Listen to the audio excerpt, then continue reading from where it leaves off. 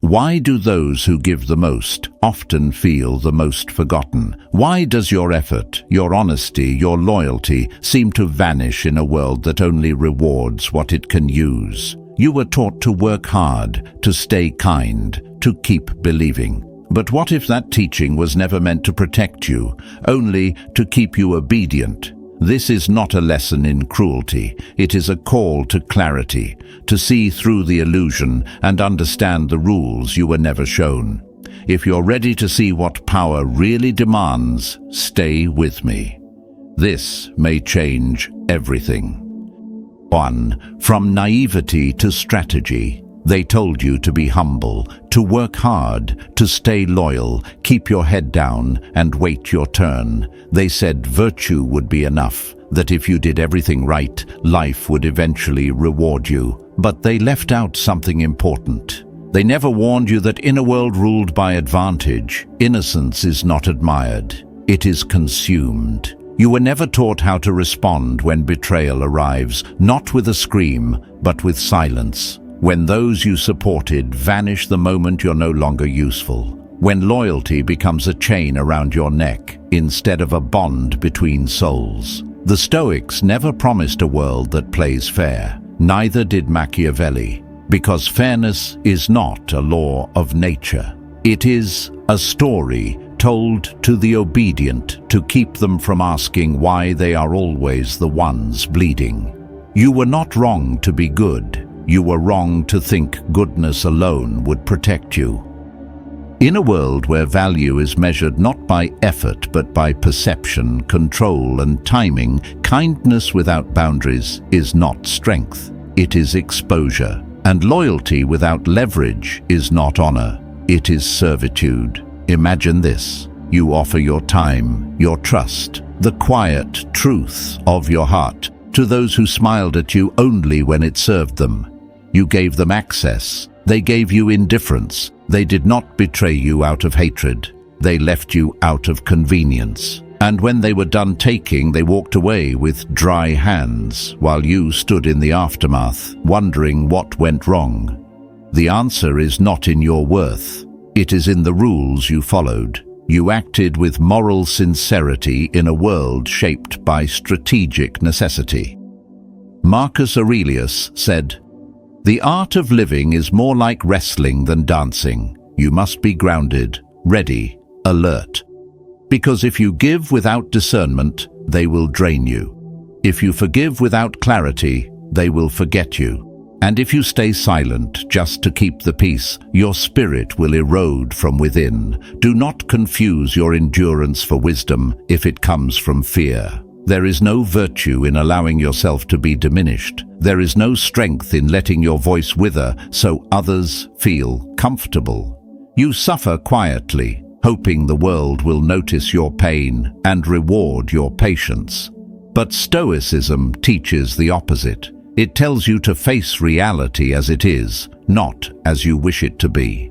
To build inner strength, not through illusion, but through awareness. Machiavelli did not call for cruelty. He called for clarity. And clarity begins with admitting that those who took from you did so because they could. That the game is not personal, it's structural. And now, you see it. Your suffering is not a sign of failure. It's the echo of someone playing the wrong game. But here is the power Stoicism gives you. The freedom to stop pretending. The strength to withdraw your consent from a system that never respected you. The courage to act with purpose, not just with hope. This is not about revenge. It is about standing firm, about becoming the kind of person who no longer asks to be seen, but whose presence cannot be ignored. The moment you stop giving yourself away is the moment others begin to feel your weight. That is not arrogance. That is responsibility. To yourself, to your boundaries, to your future. You are not here to be remembered by those who used you. You are here to remember who you are without needing their validation. So ask yourself with full honesty, what would your life look like if you stopped waiting for fairness and started moving with forceful clarity? Begin there. one decision at a time. That is where power begins. 2. Kindness. Without guard is weakness. They wrapped it in virtue, taught it as a moral compass. They told you that kindness is the highest good, that politeness is strength, and that humility will one day be repaid. They praised sacrifice, obedience, and patience, as if these alone were enough to protect you.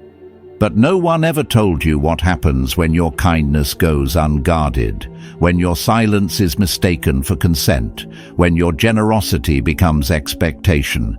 In a world driven not by ideals but by incentives, Stoicism reminds us that unexamined virtue is not protection, it is exposure.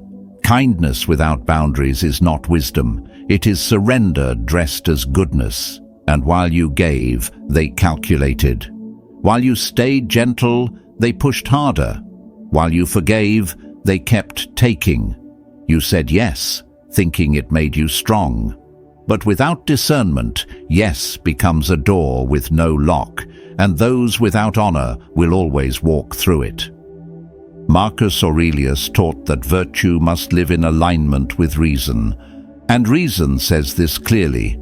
If your kindness costs you your peace, your energy, your sense of self, it is no longer virtue. It is neglect of duty to yourself. Picture this. You're the one everyone turns to in crisis. You say yes when you're tired, you show up when you're depleted, and you smile even when your limits have long been crossed. They thank you once, maybe twice. Then they forget. Not because they are cruel, but because you never required more. The world forgets what you do not protect. Respect is not given to those who ask nothing. It is given to those who draw clear lines, because people do not treat you as you deserve. They treat you as you permit. This does not mean you stop being kind. It means you become a steward of your own strength. A Stoic does not withdraw goodness. A Stoic disciplines it. Kindness, in its purest form, is deliberate. It is strong. It does not seek applause. It does not fear rejection. It gives where it chooses, and it stops where it must. Epictetus once said that no man is free unless he governs himself. The same applies to your compassion. If you are not the guardian of your kindness, someone else will use it as a tool to shape you. So the next time you feel guilty for saying no, remember this. Saying no is not cruelty. It is clarity. And the person who punishes your boundaries was never honoring your kindness to begin with. You were trained to be agreeable, to avoid discomfort, to preserve harmony at all costs.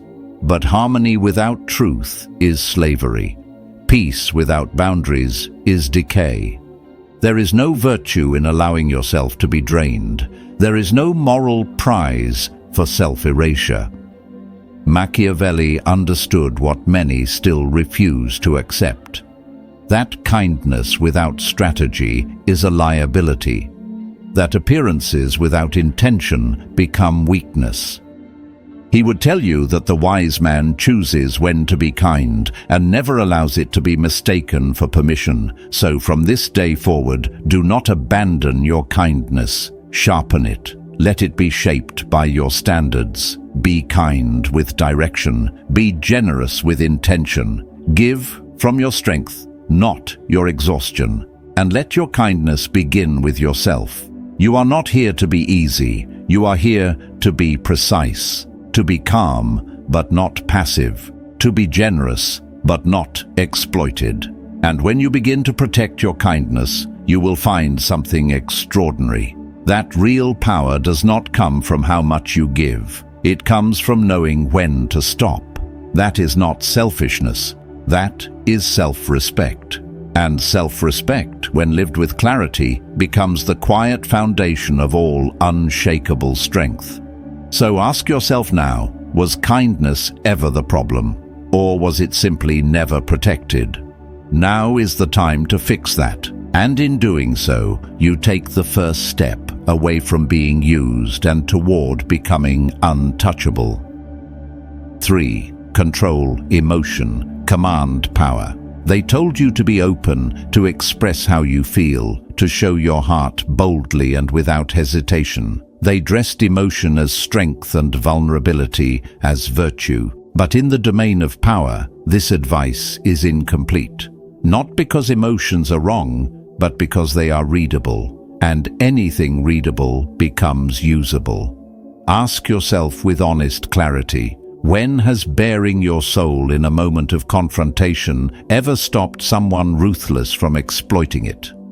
When has your emotional honesty ever softened someone who thrives on control? When has crying in front of those who see you as a tool ever led to mercy? The truth is sobering. What you expose becomes what they aim for. Machiavelli understood what the Stoics lived. Emotions are part of your nature, but nature must be trained. It is not the flame that harms, but the fire left unattended. Your anger can become a sword if you learn to sheath it. Your love can inspire, but it must never beg. Your sorrow, if undirected, becomes a map your enemies will follow. The Stoics never denied feeling. They taught mastery, that your inner world belongs to you, not the crowd. Epictetus wrote that we suffer not from events, but from our judgments about them. And nothing weakens judgment more than emotion unguarded. Let me paint the contrast. Imagine a man in a room full of provokers. They insult, distort, accuse. The weak man explains. He defends. He pleads. The strong man observes. He listens without flinching. He responds only when it serves purpose. This man is not cold. He is composed, and his silence unnerves more than 10 shouts could. That is Stoic presence. To be unshaken, not indifferent. To feel the heat, but never let it spill onto the table. Because every visible reaction is a shift of power. If they can provoke you, they can predict you. If they can predict you, they can control you. In a world trained to react to every trigger, discipline becomes a rare force. People expect noise, they expect explanations, apologies, collapses. So when you meet chaos with calm, you become unreadable. And unreadable people are powerful because they are free. Free from the grip of public opinion, free from the need to justify, free from the impulse to defend what does not require defense. This clarity is not absence, it is presence without disturbance. They may call you distant, cold, or arrogant. Let them. You are not here to comfort their assumptions. You are here to navigate life with precision. Marcus Aurelius reminded himself daily, if you are disturbed, it is not the thing itself, but your perception of it. So perceive strategically. Pain is not a cue to collapse, it is an opportunity to build. When wounded, do not perform the pain. Transmute it into will, quietly, deliberately. You do not need to shout to be heard. You do not need to prove your heart to those who treat it like glass. Hold it where it belongs, behind the shield of your reason. That is what makes you untouchable. Not your ability to feel, but your choice of when and how to reveal it. And when you master that choice, when you stop handing your enemies the script to your emotions, something changes. The fear leaves, the noise fades, and suddenly the room belongs to you. That is not detachment, that is control. And control, earned through discipline, is the root of quiet strength. So if you have ever watched your power slip away through a moment of unguarded emotion, do not regret it. Learn, reclaim it, one calm breath at a time. Because in the chaos of reaction, your silence becomes a sword, and in a world full of noise, the man who remains still commands the room. Let that be you. 4. Let silence speak for you. You were told that silence is weakness, that to be strong, you must speak, that to be respected, you must explain yourself. But Machiavelli understood what the Stoics practiced daily, that in the realm of power, silence is not submission. It is strategy. It is clarity. It is force without friction. Because when you remain silent, the noise around you exposes itself. People begin to guess. They lean in. They wonder. And in that wondering, they reveal more than you ever need to say. The loudest voice in the room is often the one seeking approval. It speaks quickly, interrupts often, and scrambles to be heard. But the one who holds his silence commands attention without effort. He does not react. He does not chase. He does not explain. And because of that, his presence shifts the balance. The wise man walks into a room and lets the silence announce him. He lets others rush to speak first, to prove, to impress, while he listens, reads, waits.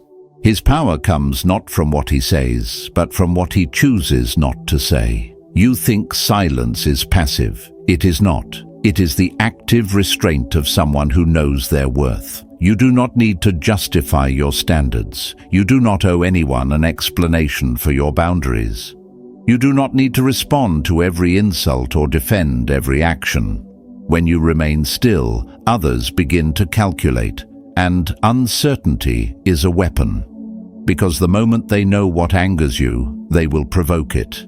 The moment they know your limits, they will test them. But if they know nothing, they move carefully. They speak cautiously, and they never assume your silence is weakness. They fear that it might be power. Think of the times when you were disrespected. Your first impulse may have been to react, to speak, to prove. But that is what they expect, and what they expect, they can control. Instead, try stillness. Let them wonder if you noticed. Let them feel the weight of your quiet.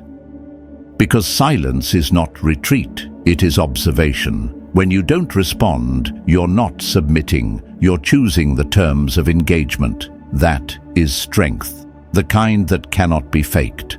The Stoics taught that the disciplined mind is the most powerful defense, and that discipline begins in silence. When insulted, hold your posture. When misunderstood, remain steady.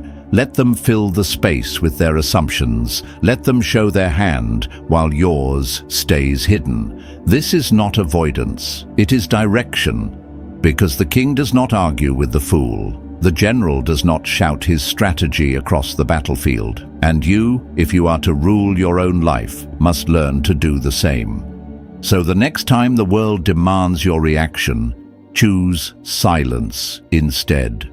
Not as absence, but as presence sharpened to its finest edge. Let it protect you. Let it speak for you. Let it remind everyone in the room that the quietest man is often the one with the most to say. And he says it not in noise, but in timing, not in emotion, but in resolve. Become that presence, the one they cannot read, cannot push, cannot shake. And in that stillness, you will find a power so complete, it needs no defense. 5. Perception builds power. Machiavelli understood a truth most people spend their lives ignoring, that in this world, it is not enough to be capable. You must appear capable. It is not enough to possess strength. You must radiate it, because reality does not shape outcomes. Perception does. And whoever commands perception commands influence. People do not follow truth. They follow conviction. They follow the image of certainty, the illusion that someone knows the path, even when they do not.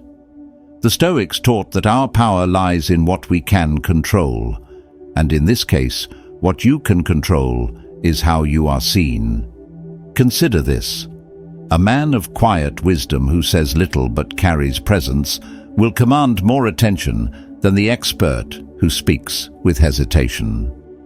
The one who performs confidence, even imperfectly, will be believed before the one who waits to be validated. This is not a rejection of integrity, it is the art of clarity. It is knowing that if you do not define the frame through which others see you, they will define it for you.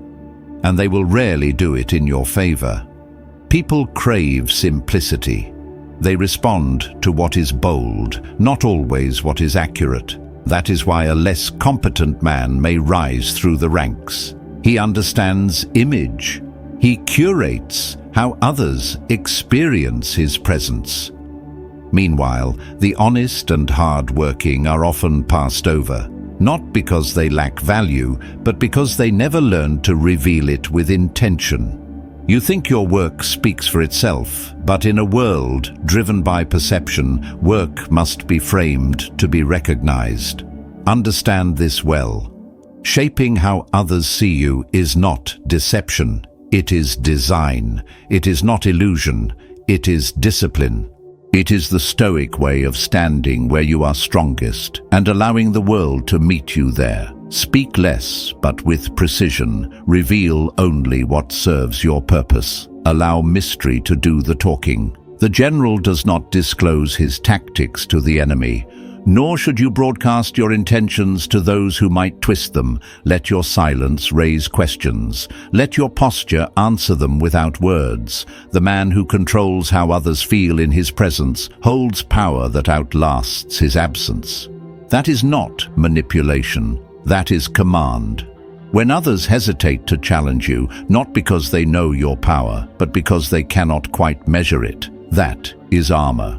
That is the unspoken edge that makes people think twice before testing your resolve, and that is built through perception, not announcements. So from now on, become deliberate with your presence. Walk into a room and let your silence shape the air. Let your tone carry certainty.